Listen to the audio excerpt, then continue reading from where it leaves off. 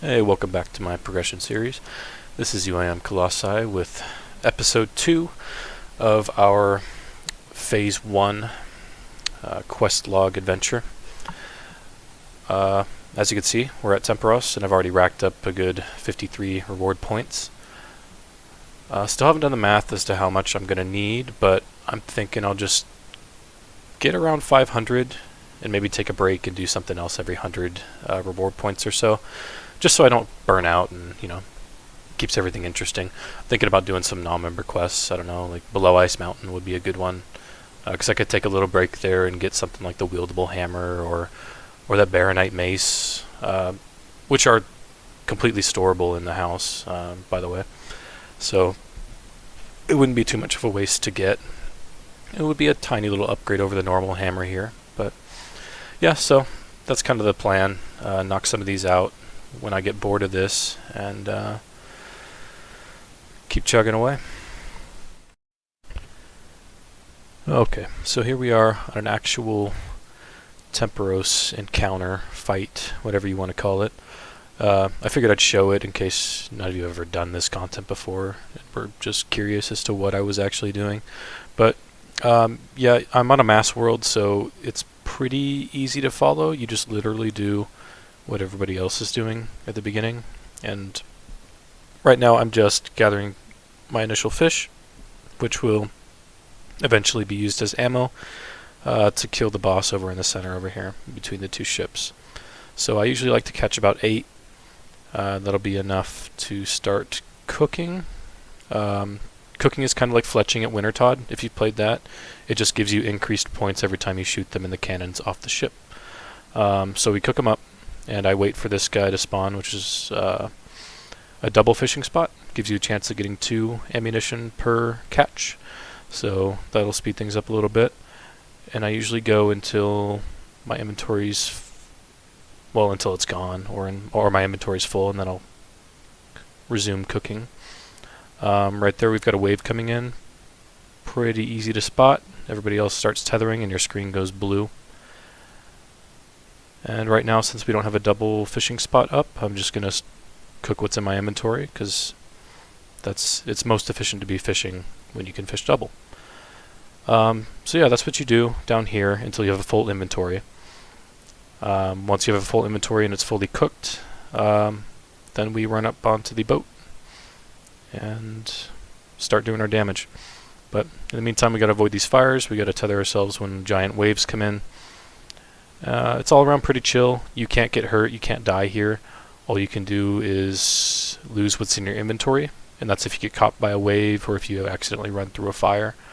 So as long as you avoid those things, you're just chilling. A lot of it's AFK fishing, AFK cooking.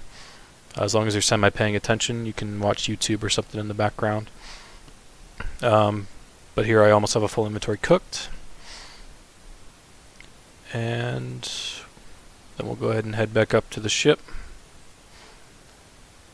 and start contributing towards this barrier takedown, or energy takedown. We got another tether.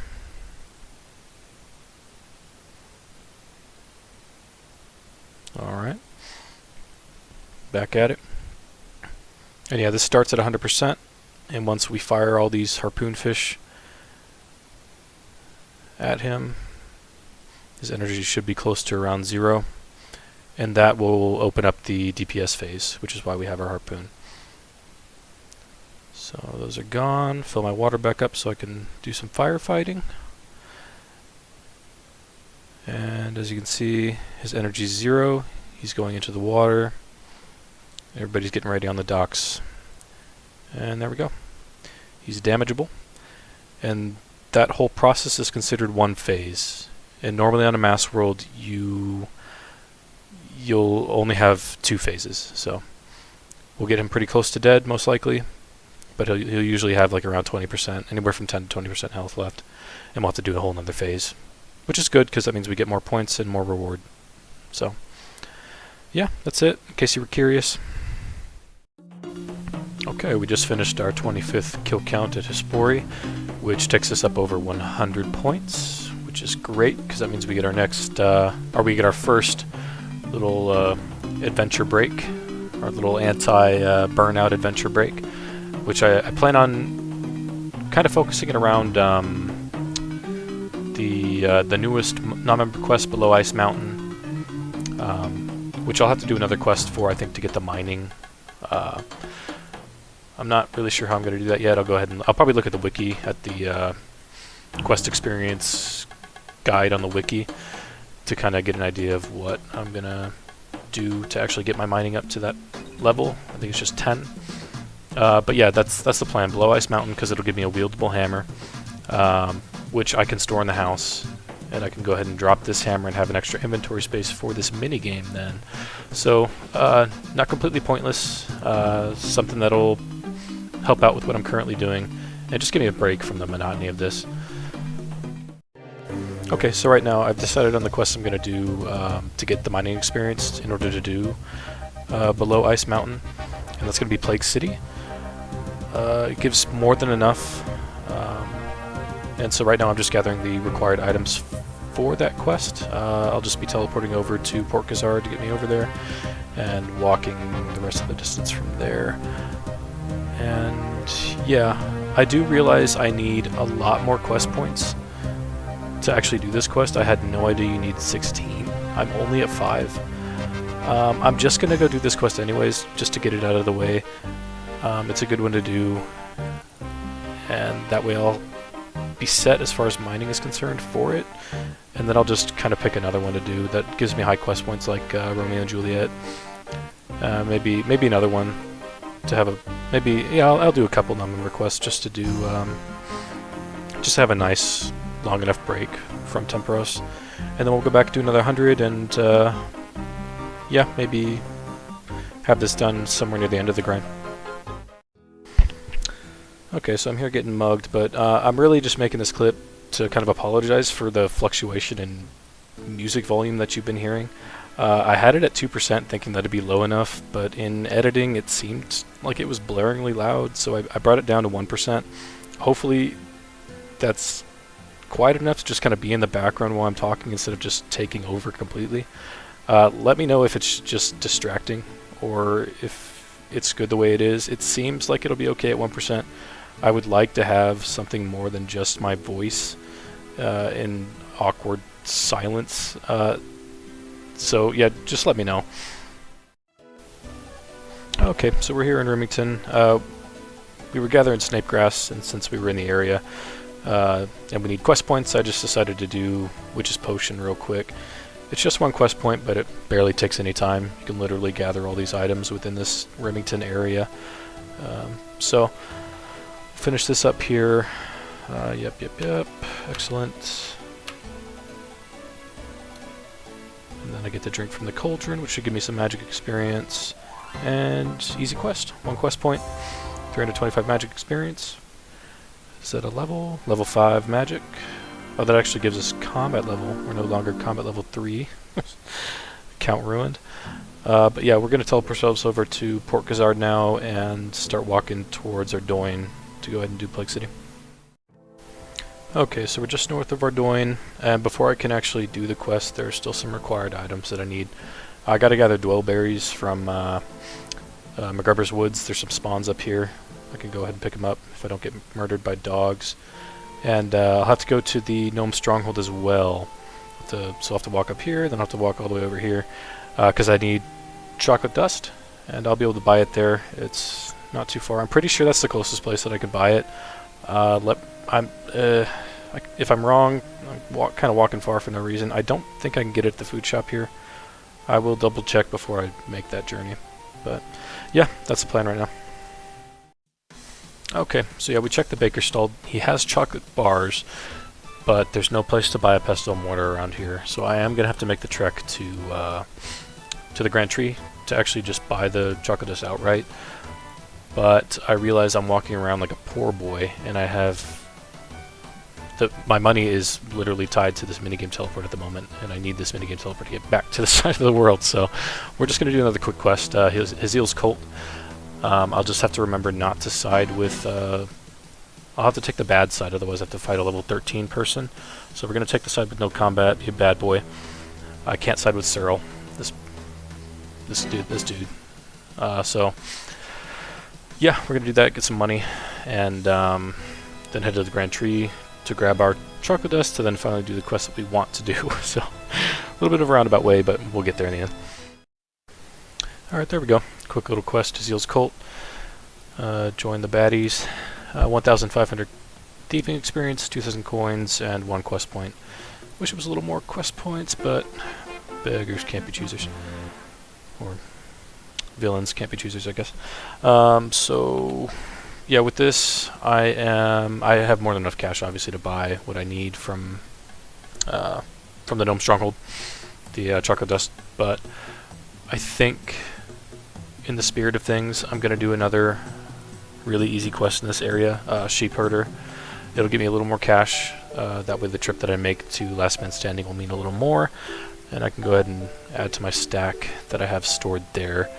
So yeah, we're going to do Sheep Herder, get some more quest points, get some more money, then we'll head up to the Gnome Stronghold and buy the supplies that we need for Plague City. Okay, so here we are doing Sheep Herder, sorry.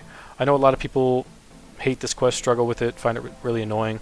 So something to help that I find helpful for it is every time you prod the sheep, it's going to be the same result every time. He's going to move 4 tiles. So just prod 1, 2, 3, 4. Know that he's going to be stopping at the 4th one. And you just kind of line him up. See how I got in his flank there? Because I knew he was going to be in line with the gate after 4 tiles. And then we just ready to prod him after every 4 steps he takes. And prod him one more time, and he's in the gate. There you go. Okay, we got all the sheep in the pen, murdered them, all 4 of them, and burned the evidence. We're not going to turn the quest yet. We'll do it on our way back into Ardoin. We're just going to continue north to the Gnome Stronghold to grab our chocolate dust for the quest that we set out to do. So yeah, we'll grab the chocolate dust, we'll head back to Ardy, we'll turn in our Sheep Herder quest, and get more money, and then do Plague City. Okay, there's Sheep Herder done. We get a hefty 4 quest points, which is really nice because we want that 16 for Below Ice Mountain. 3,100 coins as reward, so nice. Cash checks up to just about 5k. And we can finally... Oh, we also got our chocolate dust, obviously, to make the hangover cure for the Plague City quest. So yeah, we'll go ahead and start that quest and get into that.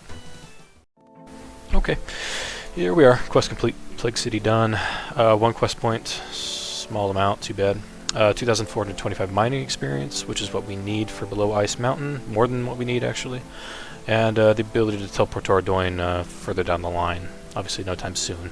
But total quest points at 12, we need 16, like I said, so getting pretty close actually. Not too bad, not too bad. Our next break at Tempoross, we should be able to do Below Ice Mountain for sure.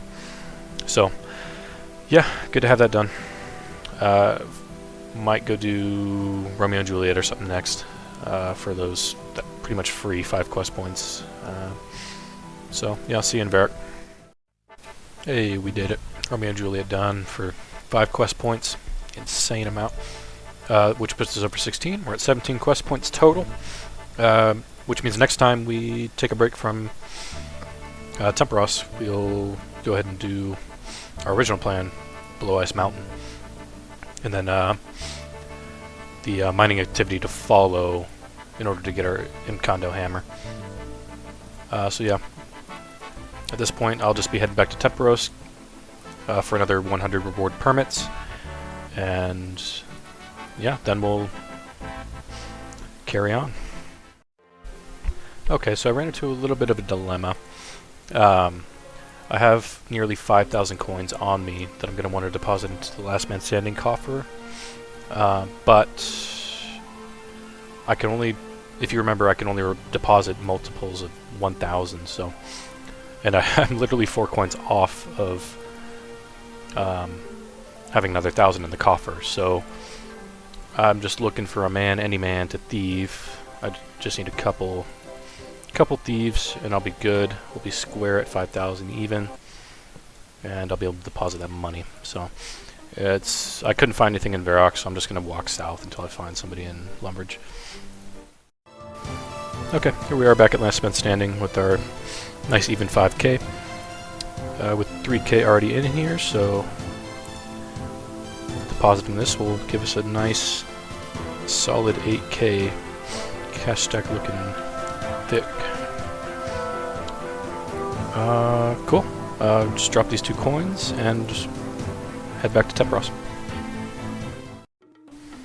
Alright, back with an update on Tempoross. As you can see, we've got just over 200 reward points, which means we get another break. We can, if I didn't take these, I would be running out of steam. So, let's see. Our goal is below Ice Mountain, which on our last break we got enough quest points to actually do, and we got the mining level for it. It recommends 15 combat. I'll look into that, see if it's doable at my current state of not having any stats. I guess magic would be doable if I could save spot or something. So we'll look into it. Yeah, gonna do the quest. Not sure what else. Oh yeah, after the quest, I'm gonna have to do the little the new non-member mining method to get the Kendo hammer, the wieldable hammer. Yeah, that's the plan. So, oh, and stats so far, we're at 56 fishing, 36 cooking, and up to 21 construction actually. So that's really nice. Because if you remember, that is our main purpose for being here. So, the more construction we get from those totems, the better. Anyways, I'll see you back when I've got a solution for the combat requirement for this quest. Alright, nice. It looks like you can avoid the fight altogether for this quest. I'm looking at the guide here over on Runelight, and it says that you have to fight an Ancient Guardian level 25, or you need a mining level of 10 and a pickaxe. So it's a good thing that we got that mining level. It looks like you probably wouldn't have needed it if you could fight your way through it. So yeah, that's good. Solved, and we're just going to go do it. Alright, I home telly back to Lumbridge, and we're just going to go on a little mini quest to collect these items here. Starting off, we're going to pickpocket this man just to get some money, because it says we need 3 coins. But we'll also need to buy a knife from the general store. Pro tip, the general store does sell a knife now. I don't know when that update came to the game, but it's there. You don't have to walk all the way around the castle to this spawn just to the south of me. So yeah, we're going to pickpocket this man for enough money to buy that knife and have our 3 coins for the quest. But then we also need to get cooked meat and bread. So the bread, I kept a bucket of water from Tempoross, and when I did Cook's Assistant quest, I made sure to make a bunch of flour at the sawmill, so I have some prepped over there. I'll just grab I'll grab a pot from in here. There's a spawn in the basement. So that'll be our pot for the flour that I have prepped to make our dough, which we can then cook our bread with. And then, oh, the pot's up here, sorry. Walked right by it. Yep, pot. And then cooked meat. And for that, I'm going to do something kind of unique. Instead of punching a cow to death, you should be able to get a free 30 air runes and 30 mind runes from the mage tutor over here. I'm just going to grab those so I can get the cow downed quickly without having to rely on my terrible accuracy and strength level. So claim, and yep, there it is, 30 and 30. And then we'll go to the general store, we'll buy a knife. Just a little insight into the life of a UIM, what we have to deal with pretty much every questing situation. We'll go kill this cow in completely cold blood. We'll safe spot it too so we don't get KO'd. So I'm a little weak boy. Yep, here we go. Manual casting is atrocious, but this is the situation we're in. Not going to spend 1,000 on the staff. I'm just going to drop. Or walk to Varrock for it, for that matter. Here we go. This should be the final hit. Yep. Grab our meat. I am 36 cooking, so I have confidence in my ability to be able to cook this. Because it doesn't even... Let's see if this guy's got a range. Yeah, he's got a fireplace in here, so I'll cook it nearby in case I need to get another one, but I really don't think I'll be able to burn it at this state. I would be surprised. Yep, there we go. There's our meat. Just gotta go collect the flour, which I won't make you watch, and I'll start the quest. Alright, we're about to have our first ever boss fight on this account. Let's take the bitch route and not actually fight him head on. Hopefully I can live. I don't know. I didn't bring any food. This might be bad.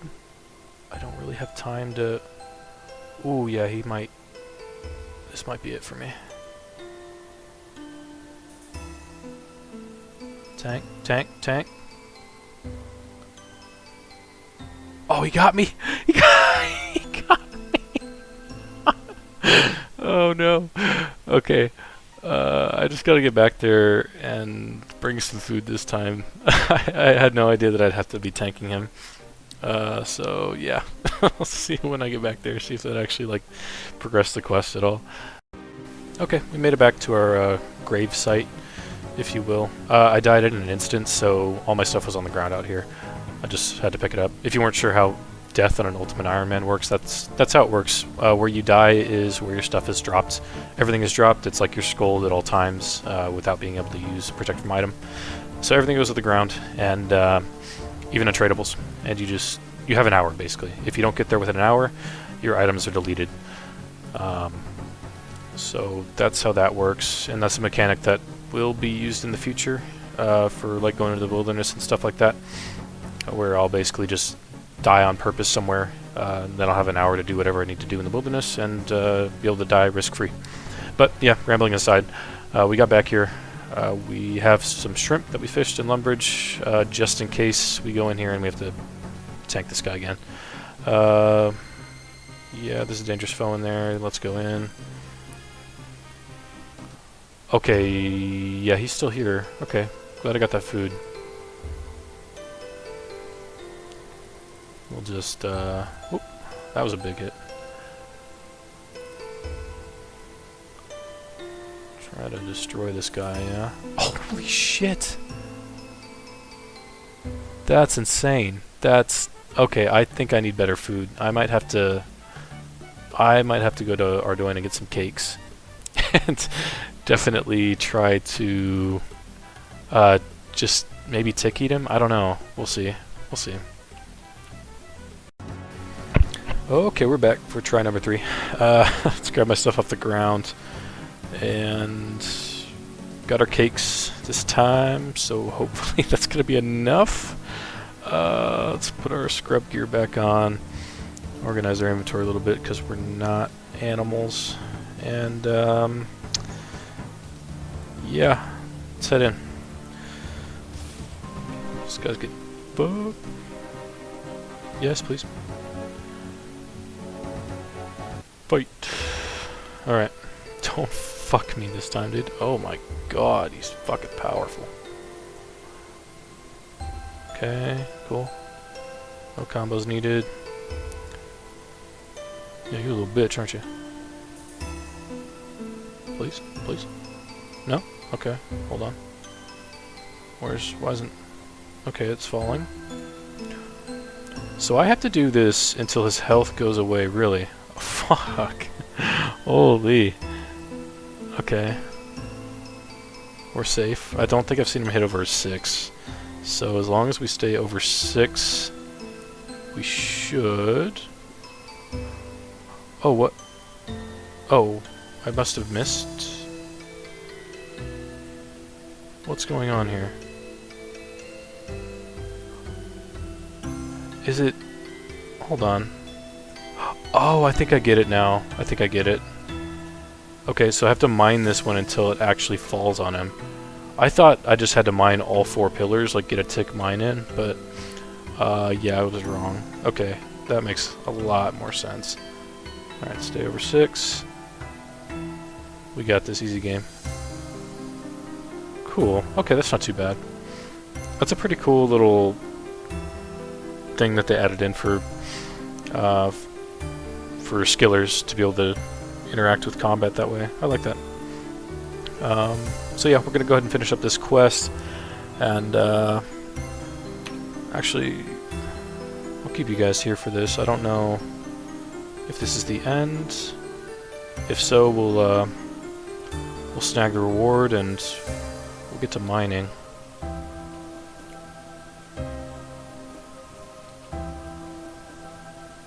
It's quite a little cut. He's got my hammer. I want that. Okay, yeah, end of quest. 2,000 coins, hell yeah. 1 quest point, kind of cheap. But now we have access to Chemdozol, and we could do some AFK mining in here. I'll get back to you when I'm actually in the mines. So I decided, obviously I already started mining the Baronite, but it was a little bit slow. So I decided to just come and complete Doric's quest. Really easy non-member quest that'll give a little bit of mining experience. But also I made a pit stop into the actual Dwarven mine over here on the way over to Doric. Right? Doric? Yeah, Doric. So yeah, I'll do his quest, upgraded the bronze pickaxe to the steel, and this should be the fastest quest in the world.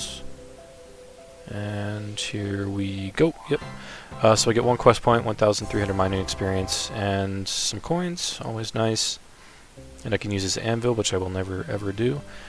Total quest points up to 19. And we get some mining levels, level 19. Awesome. Cool. Alright. I'll walk my happy ass back to Chemdozol, and I'm just going to be mining there. Okay, here we are in Chemdozol. Here's the forge area where I'll actually be able to work on these at this workbench. This should be a hammer. Yep, there's my hammer. I'll need this to actually break these apart. We'll see if we actually get lucky. One sec.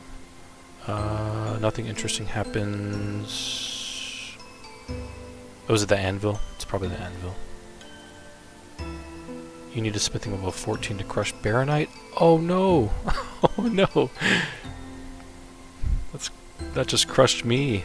Wait, seriously? Oh no. I guess I have to do a knight's sword. Damn. Okay. I guess I'll come back here.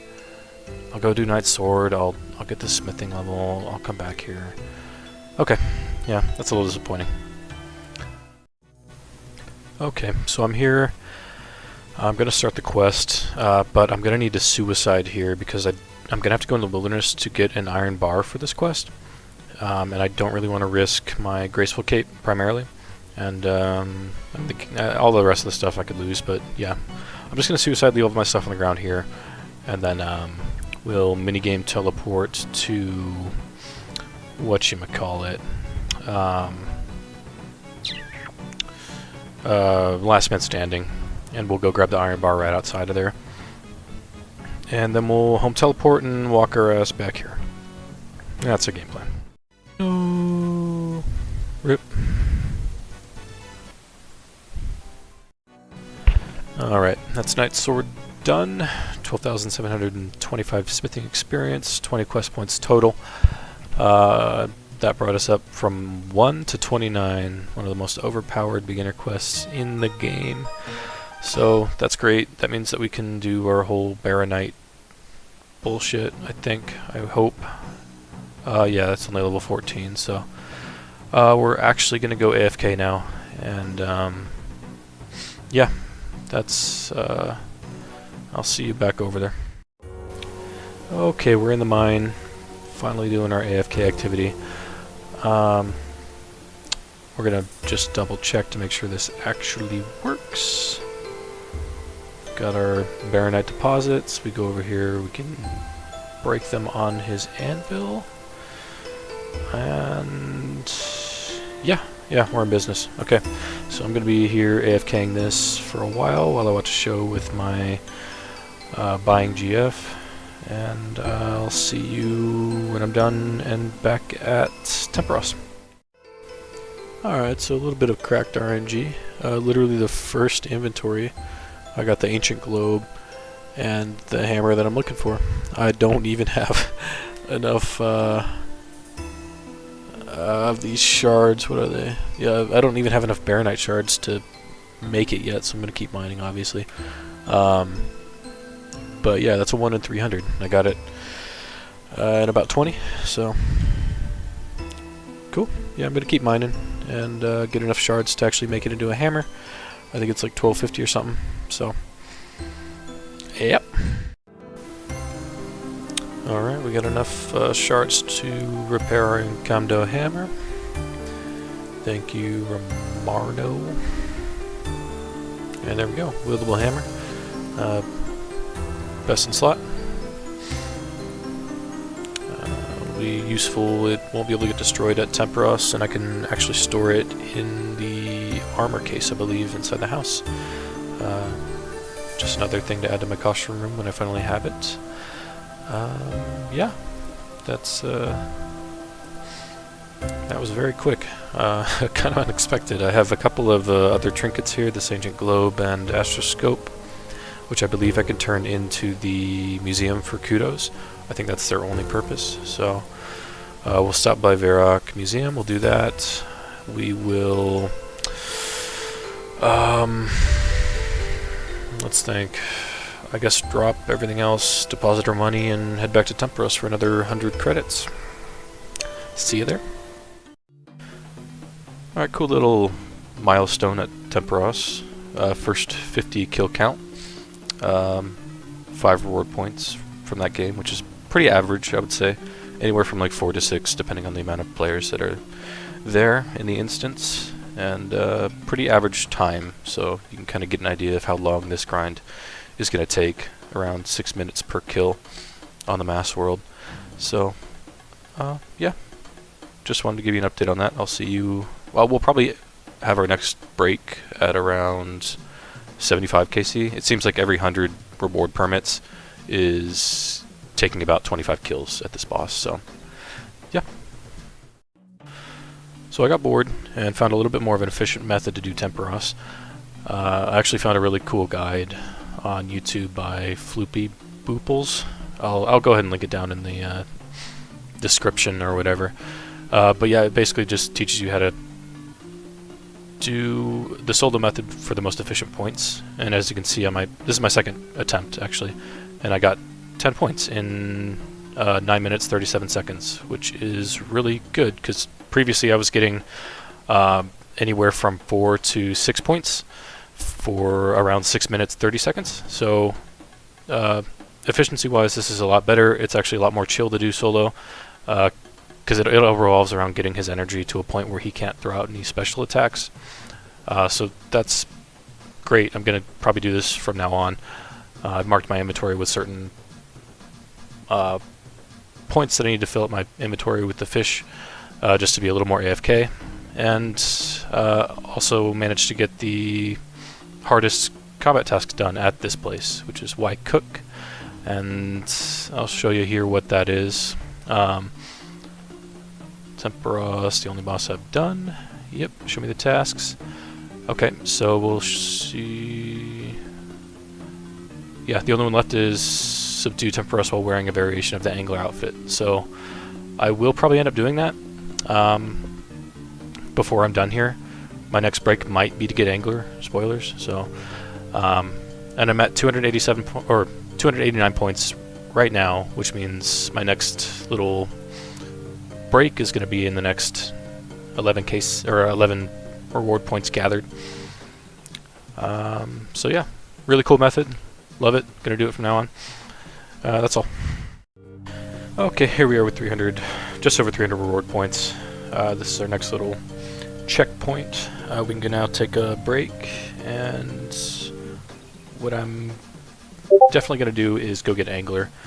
I know there's kind of a dilemma with getting it on an Ultimate Ironman. It's kind of a commitment because you can't store it until you have the construction level to build up your house, which is the reason I'm doing this goal. The only downside to having it is if I decide to do mahogany homes, I'm going to weigh a shit ton. So, but I think it'll be worth it in the end because it'll help me get a little more experience here. I'll be able to get that final combat task, and then I'll just have it on the account for the rest of the time, and I'll be able to store it and my hammer once I've completed my goal. So yeah, I think that's the plan. We're going to go get our angler outfit, and then come back here for 400 more points. Okay, so I actually am deciding to end the video here, right before we do our angler grind. Spoilers, it's already done. This video is just getting too long, so this is a really nice place to just kind of cut it right in the middle, right before I do the angler grind. So with that said, if you enjoy the video, do what you want with it, obviously. I will be doing a lot more in the next one. We'll be finishing up our Tempoross grind, and hopefully starting on construction, doing the whole reward pool deal, everything. That'll be fun. But before leaving, I just wanted to, one, apologize for the last clip. There was kind of an annoying message audio. I was getting messaged on Discord, I think a couple times. So if that's annoying, I'm sorry. But also, I'd like to shout out just a couple of my inspirations for actually starting these videos. One being Settled. I started watching his videos back in 2017, and he's the one that initially got me into the idea of starting my first Ultimate Ironman, which is Ultimate Ironman Colossi with one eye, not two.